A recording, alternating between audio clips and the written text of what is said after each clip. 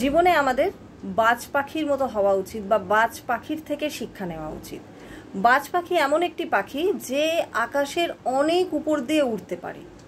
তাকে ঠোকরানোর মতো সাহস অন্য কোনো পাখিদের হয় না।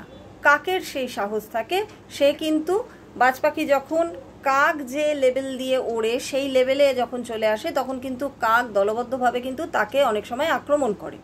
সে আক্রমণ সহ্য করে কিন্তু সে কোনো উত্তরই দেয় না। সে উত্তর দিতে চাইলেই কিন্তু উত্তর দিতে পারে, কিন্তু উত্তর না দিয়ে সে কি করে, বুদ্ধিমানের মতো সে আরও উঁচুতে উঠে যায়।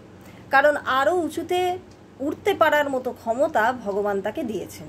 কিন্তু কাক সেই উচ্চতায় উঠতে পারে না। কাক কেন, অন্য কোনো পাখি উঠতে পারে না। তাই আমাদের জীবনে যখনই আমাদের কেউ সমালোচনা করবে, আমাদের কেউ কটূক্তি করবে, তখন তাতে কান না দিয়ে আমাদের নিজের লক্ষ্যে ফোকাস থাকা উচিত এবং জীবনে আরও কত ভালোভাবে উন্নতি করা যায় সেই দিকে কিন্তু নজর দেওয়া উচিত। থিঙ্ক